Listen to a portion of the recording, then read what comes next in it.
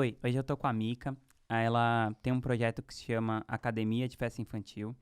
E ela também tem um projeto chamado Lifeness. Ela é uma super empreendedora digital. E hoje ela vai dividir a sabedoria dela aqui com a gente.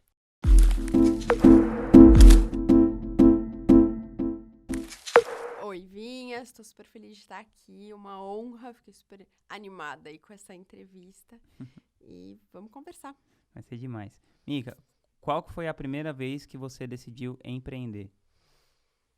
Eu acho que eu nasci empreendedora. Eu me lembro muito, é engraçado, né? Acho que empreendedor nasce com uma veia empreendedora e a minha filha é muito parecida comigo. Porque eu me lembro criança já querendo vender coisa, né? Pra fazer dinheiro, querendo vender livro velho da minha mãe. Então, acho que eu já nasci assim. Mas, de verdade, o meu primeiro projeto sério como empreendedora foi uma empresa chamada Agrosélia, que era uma produtora de eventos. Ela existiu por 5 anos e o principal foco, o mercado que a gente atuava era o mercado de moda e de luxo. E foi super bacana, assim, foi um mega aprendizado, né? De começar muito, muito, muito pequenininha, tirando, sei lá, R$ 500 por mês, fazendo produção de editorial para revista de moda. E a gente encerrou a empresa, a gente fechou a empresa atendendo Chanel, Jaguar, fazendo eventos muito grandes. Então foi um crescimento em 5 anos bem grande, assim, bem expressivo. E com muito aprendizado, né? Com muito cai e levanta. Mas acho que essa foi a minha primeira experiência séria como empreendedora. E como que você saiu disso para você ir pro empreendedorismo digital? E por que você fez esse shift? Então, eu estava super bem, era uma empresa muito lucrativa, em ascensão. A gente atendia as principais agências de eventos de comunicação do Brasil, que, por sua vez, atendiam esses grandes clientes, essas grandes marcas de luxo. Então, assim, a gente estava indo super bem, mas eu tive a Mia. E é muito louco, porque quando você vira mãe, né, quando você tem filho, a vida muda mesmo, né? Não é só ficar sem dormir. Isso é o de menos, o dia a dia. Mas para mim, e eu ouço muito isso das minhas alunas, inclusive, que muda uma coisa, uma percepção de prioridade e valor muito grande. E a primeira coisa que começou a me pegar na época é que, apesar de eu me realizar muito, de eu curtir o universo de moda, do luxo e tudo mais, eu comecei a questionar muito isso, né? O quanto que aquilo ali que eu estava fazendo era uma coisa bacana para o mundo, né? De realmente questionar o que era esse consumo, né, desnecessário que é a moda e o luxo e o ambiente e tudo mais, e se eu queria ser esse modelo para minha filha. Então essa foi a primeira coisa que começou a me incomodar, né, de realmente o que eu tô levando para o mundo, o que eu tô levando de bacana, que mensagem que eu tô passando, como é que eu tô ajudando as pessoas, e eu me sentia completamente inútil, né, nesse sentido. Então foi uma coisa que começou a me pegar. E a segunda é que eu queria estar perto dela. Ela era muito pequena e a vida de quem trabalha com evento corporativo é muito insana, assim, é muito maluca. Então eu passei, quando ela fez 1 ano, eu voltei a trabalhar forte mesmo, porque até 1 ano eu trabalhei um pouco de casa, eu estava trabalhando mais de casa. Quando ela fez 1 ano, eu voltei a trabalhar pesado. Eu demorava 2 horas para ir para o meu escritório, 2 horas e meia para voltar todos os dias, eram 4 horas e meia de trânsito. E eu deixava ela de manhã na escola e quando eu voltava eu não via mais porque ela já estava dormindo. E aquilo ali foi me consumindo. Eu falei, cara, eu não quero mais isso. Né? A vida não se trata só de dinheiro.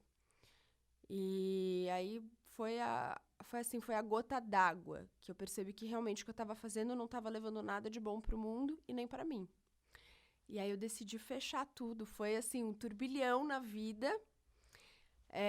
Porque naquela época, a minha empresa, o meu negócio, praticamente sustentava a casa. Então foi muito traumático, assim, esse momento. Mas foi, assim, a decisão de vida. Eu falei, ou eu faço isso, ou eu vou ser infeliz. Não adianta ficar só correndo atrás da grana. Isso não é o suficiente. E eu sempre curti muito eventos, né? Eu sempre trabalhei com eventos, é uma coisa que me move, que eu gosto, que me anima, eu curto muito. E aí eu tive a brilhante ideia de trabalhar com festa infantil.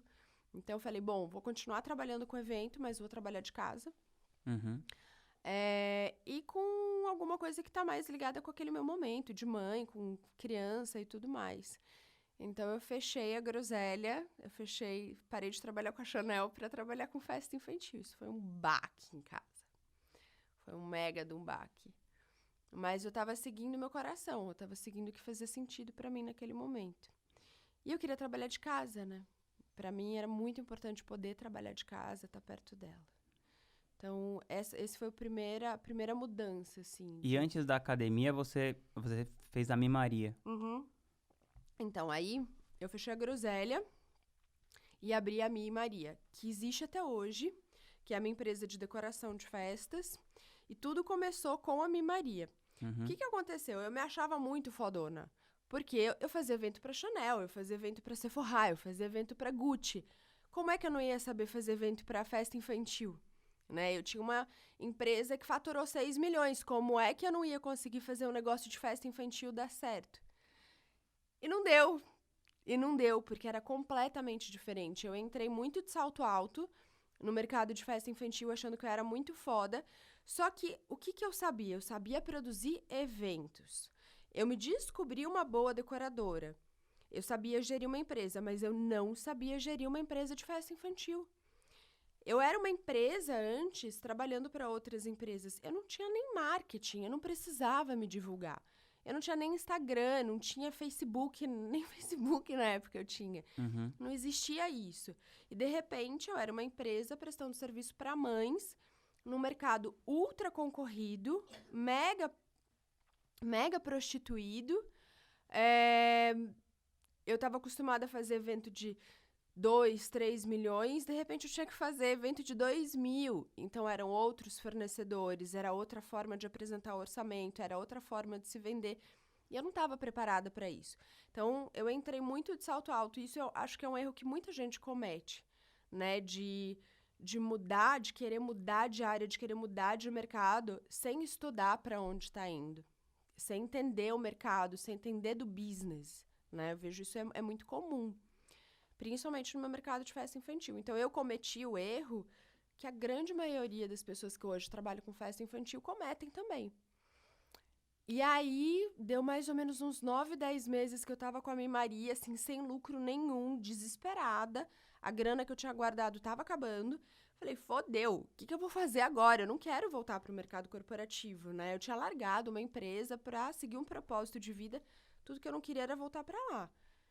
E aí, eu comecei a estudar. Eu falei, isso aqui não tem jeito. Ou eu estudo, eu faço acontecer, ou eu tô ferrada, eu não quero isso.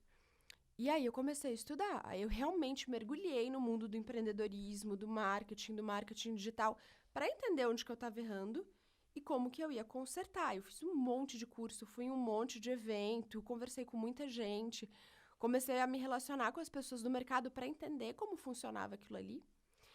E aí eu comecei a ter resultado com a minha Maria. Então eu fui para o mercado de festa infantil, isso é um número muito expressivo. Então eu fui em os primeiros 9 meses de prejuízo e depois mais 9 meses do zero para um lucro de 6 mil reais por mês, que para festa infantil isso é muito legal. E aí nessa época eu estava fazendo um curso de empreendedorismo materno e aí lá dentro eu comecei a perceber que além de decorar e tudo mais, eu gostava de ajudar muito as pessoas. E as outras pessoas, as meninas, as mulheres que faziam esse curso comigo, vinham me pedir muita ajuda para o negócio delas. Uhum. E eu comecei a ajudar, e eu comecei a explicar como funcionava o meu negócio. Às vezes nem era da mesma área. E aí lá dentro surgiu a ideia da academia de festa infantil. Eu lembro que alguém falou, mas Mica, por que você não ensina? Né? Por que você não ajuda? Né? O teu mercado não tá ferrado? Não tem um monte de gente na mesma situação que você tava com a minha Maria? Eu, sim, tem. Mas eu nunca tinha pensado em ensinar. Nunca tinha gravado um vídeo na minha vida, nunca. Quando eu comecei a estudar, quando eu comecei a fazer esses cursos, não era para abrir a academia de festa infantil, era para bombar a minha Maria, era esse o meu intuito. E aí aquilo ali começou a mexer, né? Eu, putz, pode ser, né? E comecei a conversar com as pessoas e realmente era uma dor muito grande do mercado. E eu comecei a pesquisar e eu descobri que no mercado de festa infantil naquela época tinha alguns cursos, pouquíssimos online, a grande maioria era presencial. E praticamente todos ensinavam a decorar. E a última coisa que as pessoas precisavam naquele momento era aprender a decorar. Elas precisavam aprender a ter um negócio, né? Então, elas precisavam entender de público, de mercado, de gestão, de marketing, de uma série de coisas. Que é o que eu estava aprendendo, que era justamente o que eu estava aplicando na Mimaria. E aí nasceu a ideia da Academia de Festa Infantil. Foi aí que surgiu essa ideia de ajudar realmente as pessoas. E qual foi o primeiro produto? Era a Academia de Festa Infantil? Era a Academia de Festa Infantil. Hoje, a Academia de Festa Infantil virou escola. É o nome do projeto. Mas antes era um curso só, que chamava Academia de Festa Infantil. E foi muito bacana, assim. A gente fez... foi uma mega surpresa. Eu decidi fazer isso em novembro. E eu lancei a primeira turma em março. Isso foi 2015 para 2016, se eu não me engano. Então, foram poucos meses da ideia para o lançamento. E aí, esse periodinho ali foi um período que eu falei, vou fazer conteúdo. Mas o meu conteúdo era, assim, pouquíssimo conteúdo em vídeo, porque eu morria de vergonha e eu era muito ruim, muito ruim. E muita coisa, assim, de texto, de imagem. Comecei a construir uma audiência com o que eu sabia na época. E aí, lancei em março. E foi incrível. Logo o primeiro lançamento já deu certo. Já deu super certo. O primeiro lançamento, acho que a gente investiu 2,5 e a gente faturou 50. Caramba. Foi tipo, uau. Mas depois disso, os próximos não deram tão certo assim. Porque é isso, né? Quando você começa sem entender muito também do business, às vezes você dá essa sorte. Tem a tal da demanda reprimida, né? Então, o meu mercado estava muito carente disso. Não existia quem falasse de negócios. Então, existia uma demanda reprimida muito grande ali. Então, eu sei que, assim, tudo bem, a gente fez um bom lançamento, mas eu acho que esse primeiro lançamento teve um pouco disso, dessa demanda reprimida do próprio mercado. E, a partir dali, para crescer, a gente teve que fazer uma série de ajustes. O que você fez para retomar o crescimento depois? Fui mudando estratégia do negócio. Na verdade, é algo que a gente começou a se ligar mais esse ano. Então, eu fiz uma turma da academia que foi muito boa. A segunda foi muito ruim. E foi um erro, assim, super pesado de copy, que acho que é uma coisa que muita gente comete. É começar a querer inventar copy sem ter preparo para isso. E eu fiz isso. Eu fiz um primeiro lançamento seguindo exatamente uma estrutura pronta que já deu certo 1 zilhão de vezes. No segundo lançamento, eu achei que eu estava enganando as pessoas, eu me sentia culpada, né, por usar copy, por usar gatilhos mentais, e aí eu resolvi fazer uma copy inventada da minha cabeça e deu tudo errado. Então, acho que esse foi, assim, os erros. E aí eu comecei a acertar a equipe, acertar copy, acertar tráfego, e estudar realmente, né? Então, o Marcos, que é meu marido e meu sócio hoje, ele fala que é muito incrível trabalhar comigo porque eu sou uma especialista que entende do mercado, que entende de copy, que entende de tráfego. Eu não sou, uau, nossa, entendo tudo de tráfego, mas eu sei abrir um gerenciador e entender o que está acontecendo. Eu sei escrever um CPL, eu estudo estratégia. Então, eu acho que isso é uma das coisas que fazem diferença. E eu comecei a estudar. Então, a gente começou a perceber que o mercado estava caindo, que os lançamentos não estavam indo tão bem. E eu comecei a realmente estudar e formar uma equipe. O Marcos virou meu sócio na 3ª turma da academia. Foi o nosso primeiro 6 em 7.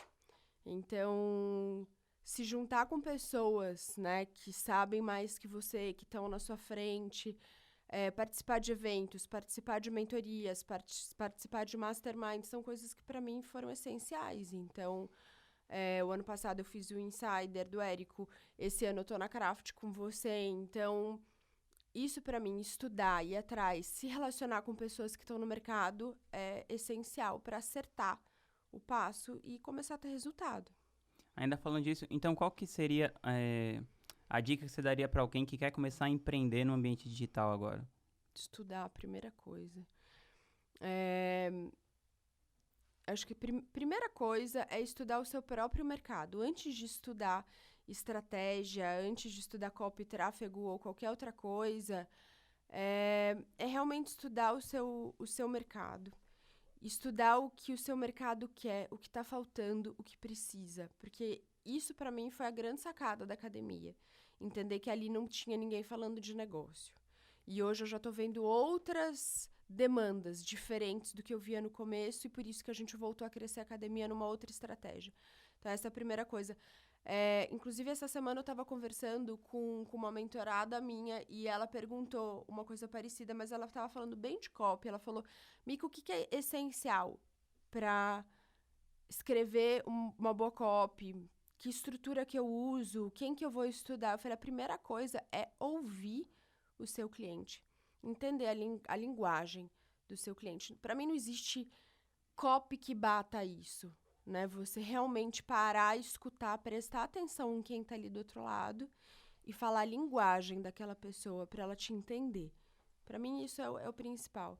Então, eu começaria por aí, estudando o mercado, estudando o seu público, entendendo quem está ali do outro lado, o que essa pessoa precisa, quais são os sonhos e dores, o básico dessa pessoa de verdade, quem está ali do outro lado, para que você comece a construir um negócio que realmente vá de encontro com o que esse mercado está precisando. Porque não vai adiantar você ter, uma copy incrível, o cara de tráfego mais incrível do universo, todas as estratégias, se você não tiver um bom produto, se você não tiver uma boa entrega, se você realmente não transformar a vida daquelas pessoas. Então, essa para mim é a primeira coisa. Depois disso, você vai começar a estudar o resto. Legal. E falando da academia, como que é o seu planejamento, a sua visão de longo prazo para esse negócio? Então, a gente começou essa mudança agora, né? Então, a academia ela surgiu como um curso grande de 3 meses de acompanhamento. A ideia era um curso completo que ia desde o estudo de mercado até o lançamento, marketing, decoração, tudo.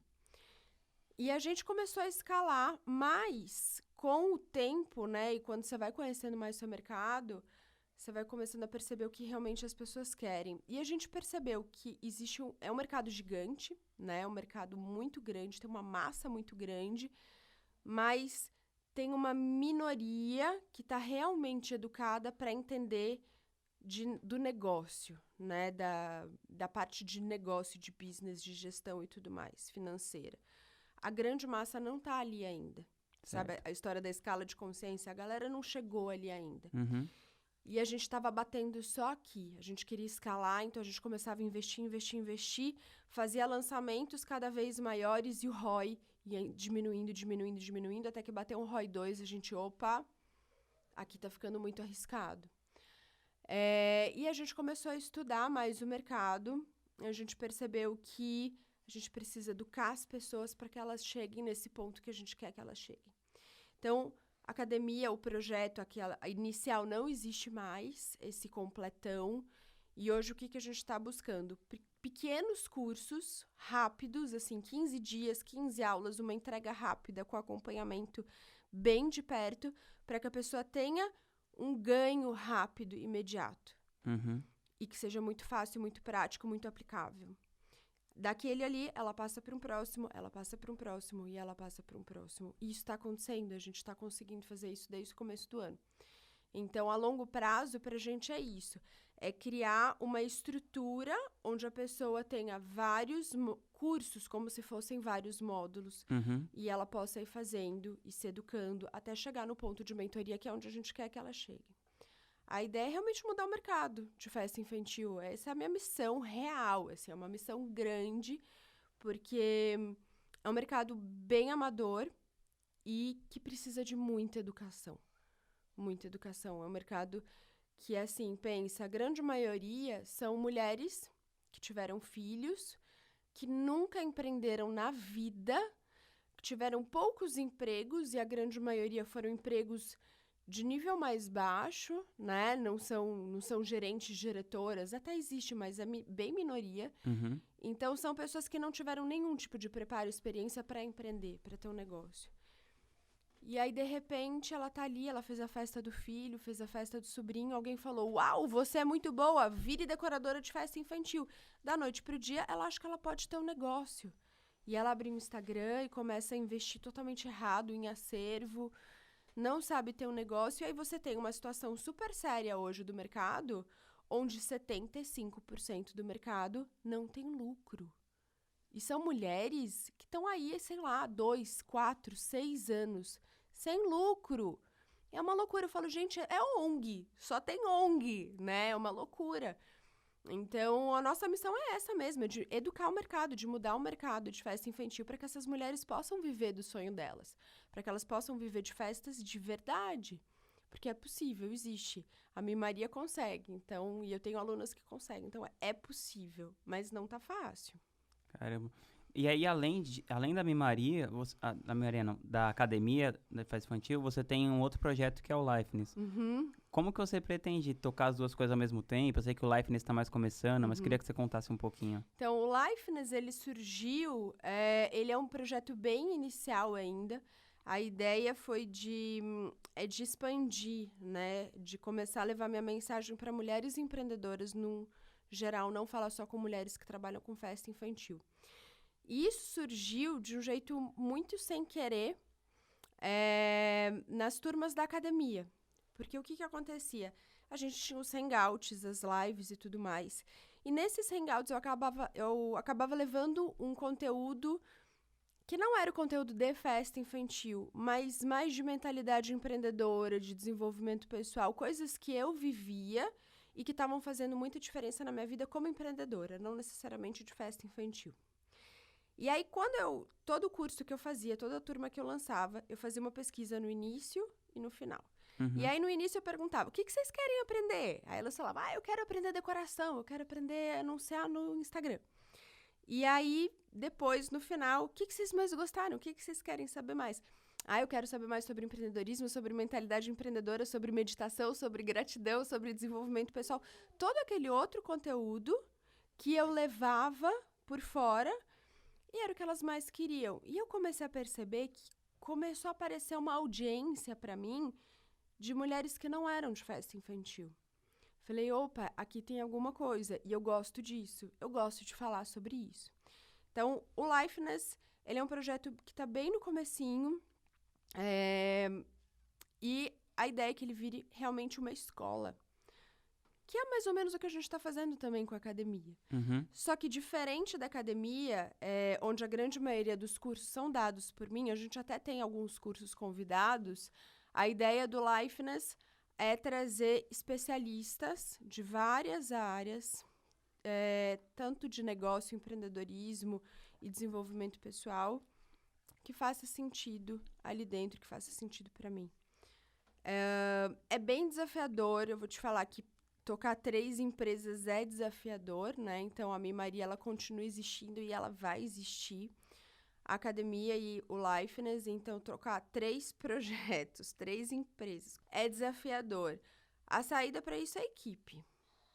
Não tem para onde fugir. Não dá para você achar que você é polvo, que você vai abraçar o mundo, né? Então, primeiro é paciência, planejar um passo de cada vez, se respeitar aí no seu ritmo, porque às vezes é um pouco mais lento, precisa ser um pouco mais lento, e se estruturar para ter equipe. E para ter equipe boa desde o início. Eu prefiro ter poucos bons do que sair contratando um monte de gente no volume. Sim, concordo. Então, essa é a nossa estratégia. É melhor uma equipe incompleta do que uma equipe incompetente. Total. Nossa, total. Quando você ouve a palavra bem-sucedido, que pessoa que vem na sua cabeça? Uma pessoa feliz. Mas tem alguém assim específico? Nossa, que difícil isso. Sabe quem que vem? Uma pessoa que eu amo, que eu admiro pra caramba? O Brandon. Brandon Burchard. Ele. Porque eu vejo uma paixão muito grande, um propósito muito grande ali por detrás, né? Então, o bem-sucedido pra mim tem muito a ver com a realização, sabe? Com você realmente estar feliz por completo. Não é, de novo, não é só grana. Não é só sucesso no trabalho. O bem-sucedido para mim é o bem-sucedido na vida, como um todo.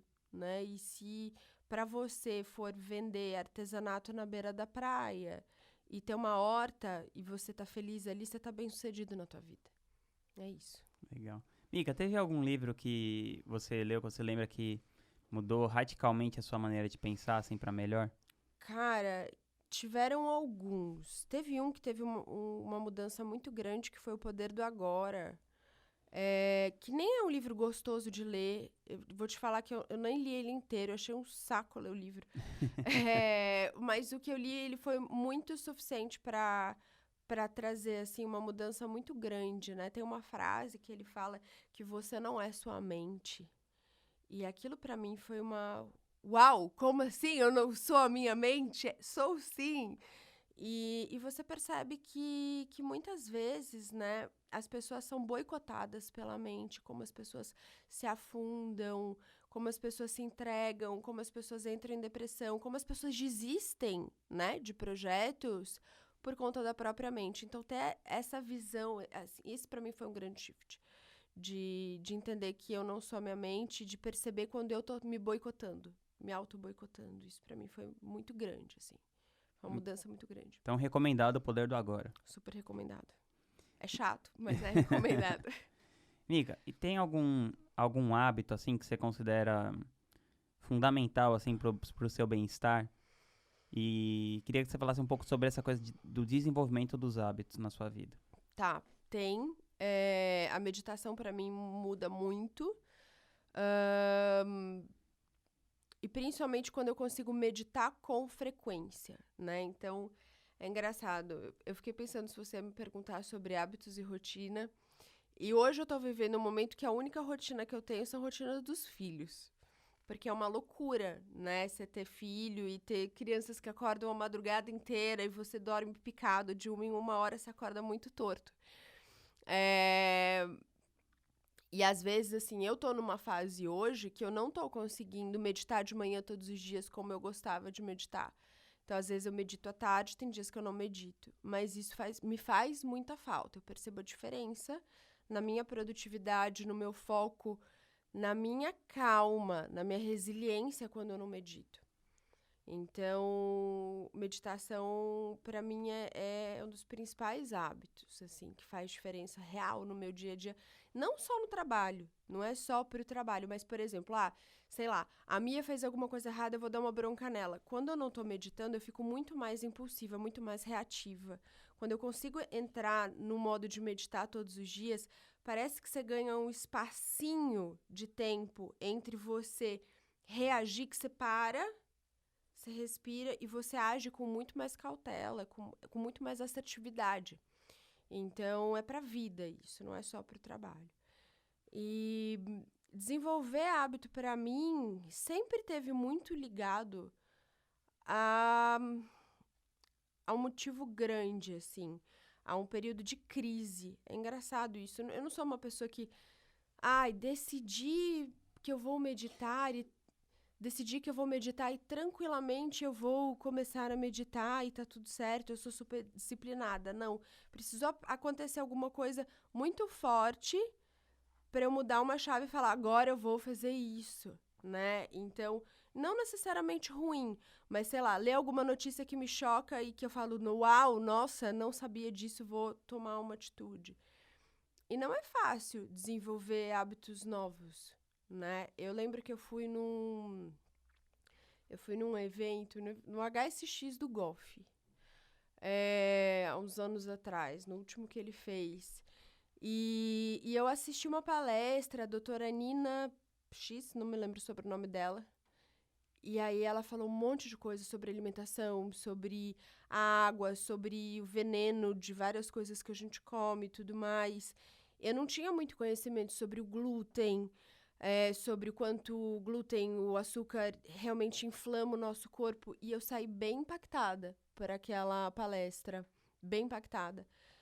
E aquilo ali me colocou num mood de vou parar de comer glúten e açúcar. E eu fiquei 21 dias sem comer glúten e açúcar. E foi muito incrível, foi muito incrível. Foi uma semana de caos, de dor de cabeça, de cansaço. E depois a vida mudou, a energia mudou e você não fica mais tão doente. Então, Para mim, os hábitos, eles vêm assim um pouco na porrada. Mas acho que todo hábito tem um pouco disso, né? Do começo ser mais sofrido, de precisar de um esforço.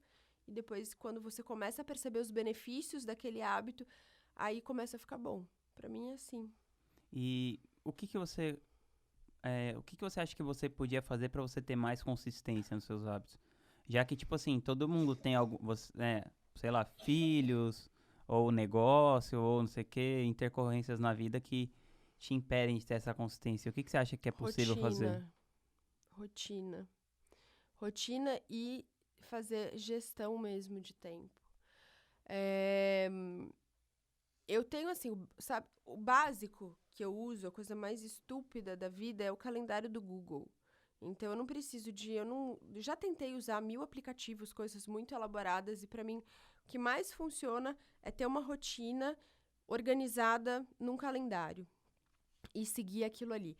Quando eu tenho isso, quando eu abro a minha agenda todos os dias e eu tenho lá separadinho meus blocos de tempo e eu sei o que eu vou fazer, por mais que existam intercorrências, putz, esse bloco ferrou, mas eu tenho os próximos, eu consigo ter consistência nos meus hábitos, eu consigo ser mais produtiva, inclusive. Se eu não tenho isso, eu fico completamente reativa.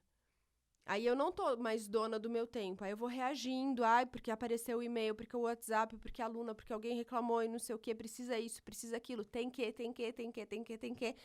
Aí você perdeu o controle, né? Então, pra mim, eu preciso disso, ter esse calendário organizado. Eu tô usando o Monday agora, que eu aprendi com vocês, inclusive, e tá sendo muito incrível. Então, essa organização do que você precisa fazer e dos seus blocos, inclusive de ócio, blocos para filhos, blocos para você, blocos para criação, são super importantes. Então, aprender a fazer isso me deu muita liberdade.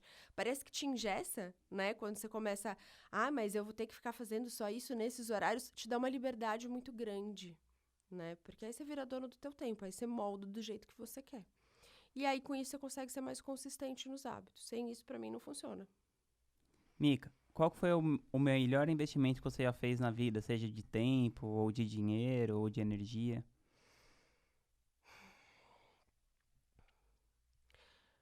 Acho que o melhor investimento que eu fiz, real, foi abrir a Mi Maria. Foi ter perdido dinheiro e aberto a Mi Maria.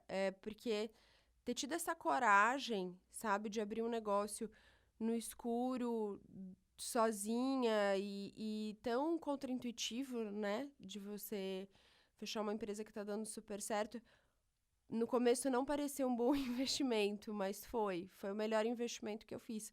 Porque hoje eu ganho muito mais do que eu ganhava lá, com muito mais propósito, ajudando muito mais gente e trabalhando de casa. Então, algo que no começo estava muito assustador, né? E fui muito julgada por família, amigos, você tá doida? Foi o melhor investimento que eu fiz. Foi a melhor troca que eu fiz. Pô, que incrível.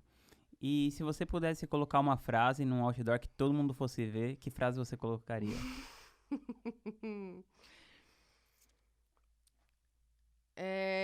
Eu gosto muito de uma frase que eu postei esses dias. Ela não precisa ser exatamente daquele jeito, mas foi uma frase que eu postei esses dias no Instagram, que o sucesso de uma pessoa ele é medido de acordo com a quantidade de coisas chatas que a pessoa consegue fazer. As pessoas não têm noção disso, né? Principalmente quando começa a empreender. Existe uma coisa muito ilusória do empreendedorismo. As pessoas vão muito por sonho, muito apaixonadas. Meio romantizado, assim. Muito romantizadas. E não só romantizadas, né? Eu vejo, principalmente no meu mercado, que a grande maioria das pessoas, quando começam a empreender, das mulheres quando começam a empreender, hoje, aliás, se valoriza muito o empreendedorismo feminino, o empreendedorismo materno, mas as pessoas não entendem o real motivo disso estar acontecendo. né? E o quanto a gente vive numa sociedade machista, o quanto é difícil para uma mãe voltar para o mercado, o quanto não existem condições, o quanto ainda existe diferenças de salário, uma série de coisas. Então, o empreendedorismo, ele é muito, o feminino e o materno, ele é muito celebrado hoje em dia, e parece que, as mães estão muito felizes empreendendo por propósito, né? E muitas empreendem por dor, por necessidade, sabe?